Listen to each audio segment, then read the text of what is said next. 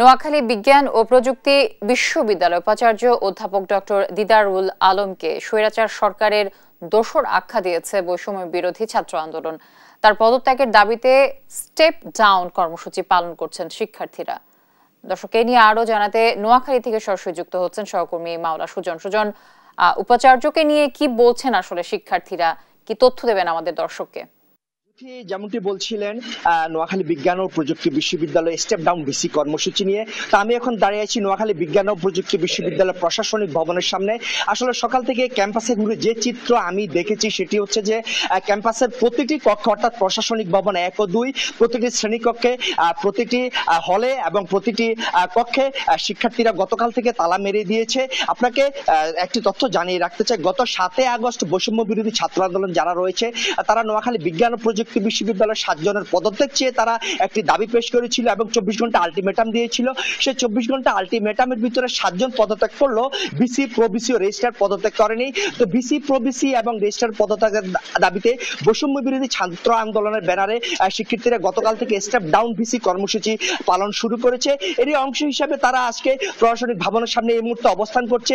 একই সাথে তারা প্রশাসনিক ভবনে তালা ঝুলিয়ে দিয়েছে। এর কারণে প্রশাসনিক ভবনের পুরোপুরি কার্যক্রম বন্ধ রয়েছে। এক প্রকার বলতে যে পুরো বিশ্ববিদ্যালয়ে যে একাডেমিক কার্যক্রম রয়েছে সেটিও বন্ধ রয়েছে এবং যে ব্যাংকিং কার্যক্রম সেটিও বন্ধ রয়েছে এই স্টেপ ডাউন ভিসি কর্মসূচির কারণে। তো আমি এখন কথা বলবো বৈষম্য বিরোধী ছাত্র আন্দোলনের যে সমন্বয়ক ছিলেন এবং স্টেপ ডাউন ভিসির যে সমন্বয়ক বনি ইয়ামিনের সাথে আমি তার কাছে জানতে চাইবো যে আপনারা কি দাবিতে বিসি, প্রবিসি এবং রেজিস্ট্রার পদত্যাগ দাবি করছেন?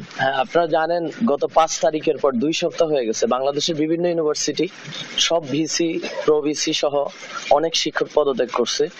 আমাদের এখানের ভিসি আমাদের কারণ হচ্ছে আমাদের কিছু ভাইকে যখন গ্রেপ্তার করে তাদের কোনো সারা শব্দ ছিল না, তাদেরকে বের করার কোনো পদক্ষেপ নেয়নি।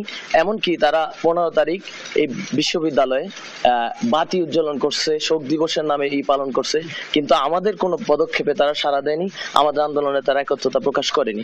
আমরা দফায় দফায় তাদেরকে আলটিমেটাম দিয়েছি, 24 ঘন্টা 48 ঘন্টা আলটিমেটাম বিশ্ববিদ্যালয় থেকে অবাঞ্ছিত ঘোষণা করার পরেও তারা এখন পর্যন্ত পদত্যাগ করেনি।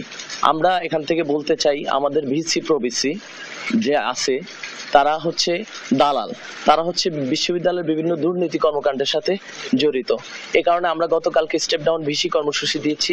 আজকে বৃষ্টির মধ্যে আমাদের শিক্ষার্থীরা এখানে প্রশাসনিক ভবনের সামনে অবস্থান করতেছে। আমরা চাই তিনি অতি দ্রুত পদত্যাগ করুক। যদি না করে তাহলে আমরা আগামীকাল থেকে কঠোর কর্মসূচি দেব। আমরা চিন্তা করেছি, অনশনের চিন্তা করেছি এবং ভিসি আপনারা জানেন এই বাংলাতে নাই, আপাতত তিনি ঢাকাতে আছে। আমরা পদক্ষেপ নিয়েছি, আমরা লাগলে প্রয়োজনে এখান থেকে গাড়ি নিয়ে আমরা ঢাকাতে যাব এবং তার পদত্যাগ পত্র নিয়ে আমরা এবং এটা এনশিওর করে ঢাকা থেকে ফিরবো। ধন্যবাদ আপনাকে। যেমনটি বলছিলেন এই শিক্ষার্থী যে তারা ভিসির পদত্যাগের দাবিতে এবং সাথে প্রবিসির পদত্যাগের দাবিতে আরো কঠিন কর্মসূচি দিবে। আপনাকে আরেকটি তথ্য জানিয়ে রাখতে চাই, ভিসি এবং প্রবিসির পদত্যাগের দাবিতে আজ বেলা 11:30টার দিকে সাধারণ শিক্ষকদের ব্যানারে যে বিশ্ববিদ্যালয়ের শহীদ মিনার চত্বর রয়েছে সেখানে সাধারণ শিক্ষকরাও তাদের মানববন্ধন পালন করবেন। এ হচ্ছে নোয়াখালী বিজ্ঞান ও প্রযুক্তি বিশ্ববিদ্যালয় থেকে আমার কাছে সর্বশেষ জুথি।